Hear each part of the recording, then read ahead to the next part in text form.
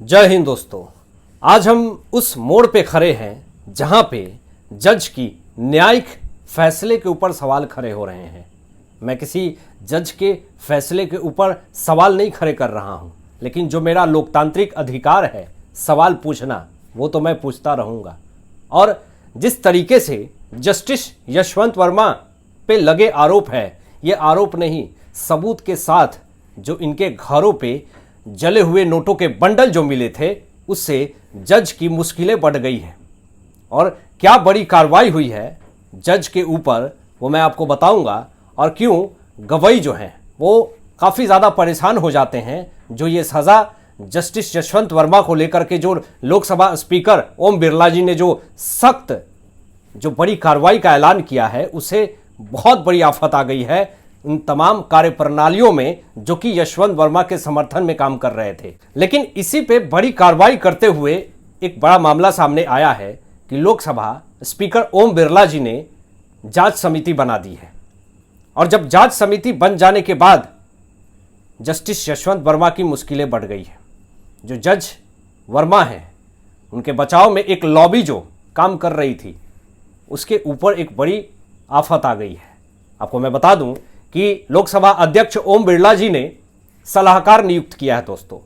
और ये जो सलाहकार है, उससे एक लॉबी जो काम कर रही थी सिस्टम के अंदर, न्यायिक प्रणाली को चोट पहुंचाने की जो कोशिश करी जा रही थी, उन सब के लिए एक बड़ी सीख लोकसभा अध्यक्ष ओम बिरला जी ने दे दिया है।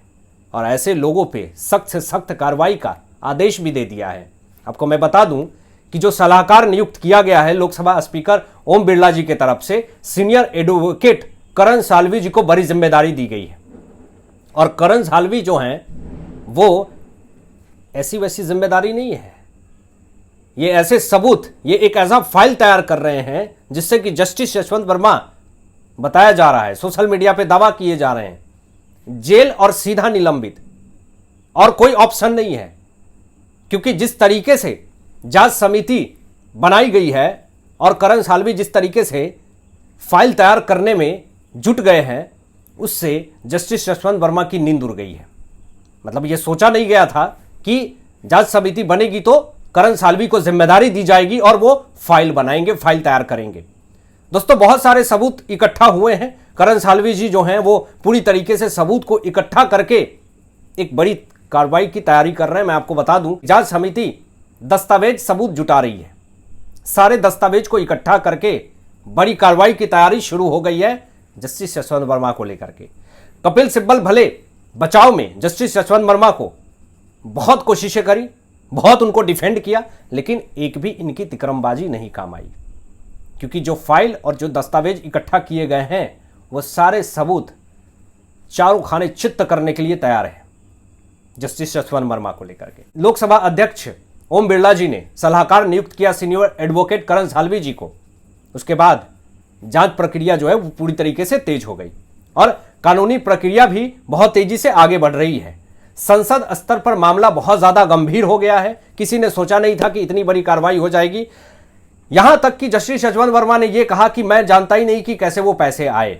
अगर आपके कैंपस में 15 करोड़ रुपए जले हुए मिल रहे हैं और फिर एफआईआर तक नहीं करने के लिए पूरी कोशिशें करी गई, आप एक एफआईआर तक नहीं करते हैं, तो शक की सुई जाती है। यहां पे आप एक जज हैं, सिस्टम में काम कर रहे हैं, कानूनी प्रक्रियाओं को बहुत अच्छे से जानते हैं। और फर्स्ट इन्वेस्टिगेशन रिपोर्ट, जैसा कि आप लोग को भी पता है कि अगर कोई भी किसी भी तरीके की समस्याएं होती है तो पहला काम जो होता है वो एफआईआर होता है। और आप एफआईआर ही नहीं करते हैं। एफआईआर नहीं करने के मामले में ही एक बड़ी शक जो है वो आपके ऊपर जाती है। और मैं आपको बता दूं कि निष्कर्ष आने तक सबकी निगाहें टिकी हुई है कि जो दस्तावेज इकट्ठा कर रहे हैं सीनियर एडवोकेट करण साल्वी जी, आखिर दस्तावेज में आखिर क्या सच सामने आता है। भले कह रहे हैं जस्टिस यशवंत वर्मा की जितने भी आरोप लगाए गए हैं वो सारे आरोप गलत हैं, हमारे घर में ऐसा कुछ नहीं मिला, वो किसी ने आकर के डाल दिया, हमारे घर में हमें पता ही नहीं है। लेकिन कोई हमारे घर में, हमारे कैंपस में अगर कोई लाख रुपए भी फेंक के जाएगा तो हमें पता चलेगा। सवाल पूछना हमारा अधिकार है। सबूत और साक्ष्य जुटाए जा रहे हैं। वो जो है जांच समिति बनाई गई है। लोकसभा अध्यक्ष ओम बिरला जी हैं जो पूरे जांच समिति पे नज़र बनाए हुए हैं। मैं आपको बता दूं कि मुश्किलें कैसे बढ़ सकती हैं जस्टिस यशवंत वर्मा की, कि आरोपों की जांच जो है वो शुरू हो गई है। पहली चीज़ तो ये कि जो भी आरोप लगे गए थे जस्टिस यशवंत वर्मा के ऊपर, वो पूरी तरीके से जांच प्रक्रिया में आ गई है और सारे सबूत इकट्ठा करके जांच प्रक्रिया को और तेज कर दी गई है। संसद ने जो समिति बनाई है इस पे भी सबकी नजर है। अगर जज के घर के अंदर करोड़ों रुपए कैश जलते हुए मिले तो सबसे पहला सवाल तो उस जज के ऊपर उठता है कि ये पैसे कहां से आए, ये पैसे किसके हैं, किसको ब्लैकमेल करके ये पैसे इकट्ठा किए गए हैं।